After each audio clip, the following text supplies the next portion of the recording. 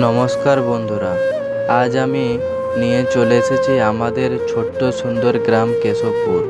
আমাদের গ্রাম হয়তো শহরের মতো বড় নয়, কিন্তু এখানকার প্রাকৃতিক সবুজ মাঠ, গাছপালা, পুকুর আর মানুষের সরল জীবনযাপন আমাদের গ্রামের সৌন্দর্যকে আরও সুন্দর করে তুলেছে। সকালে ঘুম থেকে উঠলেই চারপাশে পাখির ডাক শোনা যায়। গ্রামের নির্মল বাতাস আর সবুজ পরিবেশ মনকে এক অন্যরকম শান্তি দেয়। শহরের বাতাস থেকে দূরে আমাদের গ্রামের পরিবেশ যেন প্রকৃতির খুব কাছাকাছি থাকার সুযোগ করে দেয়। আমাদের গ্রাম অন্যতম সৌন্দর্য হলো চারপাশের ধান ক্ষেত। দূর থেকে তাকালে সবুজ ধানের জমিগুলো দেখতে খুব সুন্দর লাগে। কৃষকরা সকাল থেকে পরিশ্রম করে জমিতে কাজ করেন।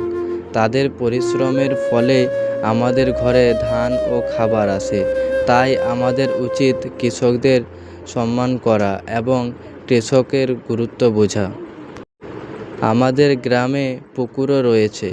পুকুরের চারপাশে গাছপালা আর সবুজ পরিবেশ গ্রামের সৌন্দর্য আরও বাড়িয়ে দেয়। অনেক সময় গ্রামের মানুষ পুকুরের চারপাশে বসে গল্প করে, শিশুরা খেলাধুলা করে এবং সবাই মিলে আনন্দের সময় কাটায়। তবে শুধু গ্রামের সৌন্দর্য দেখলেই হবে না, আমাদের পরিবেশকেও রক্ষা করতে হবে। যেখানে সেখানে প্লাস্টিক বা আবর্জনা ফেলা উচিত নয়। পুকুর, রাস্তা, মাঠ ও গাছপালা পরিষ্কার রাখা আমাদের সবার দায়িত্ব। বেশি করে গাছ লাগাতে হবে এবং অযথা গাছ কাটা বন্ধ করতে হবে। আমাদের গ্রাম আমাদের গর্ব।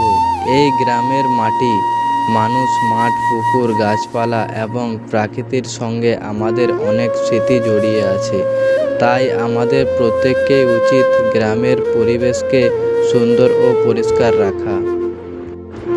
শেষে শুধু এটুকুই বলবো, প্রকৃতি ভালো থাকলে আমরাও ভালো থাকব। আসুন সবাই মিলে আমাদের গ্রাম কেশবপুরকে আরও সুন্দর, পরিষ্কার ও সবুজ করে তুলি। তোমরা যদি আমাদের গ্রামের এই সুন্দর পরিবেশকে ভালোবাসো তাহলে ভিডিওটি অবশ্যই লাইক করবে, কমেন্ট করে জানাবে তোমাদের কেমন লাগলো।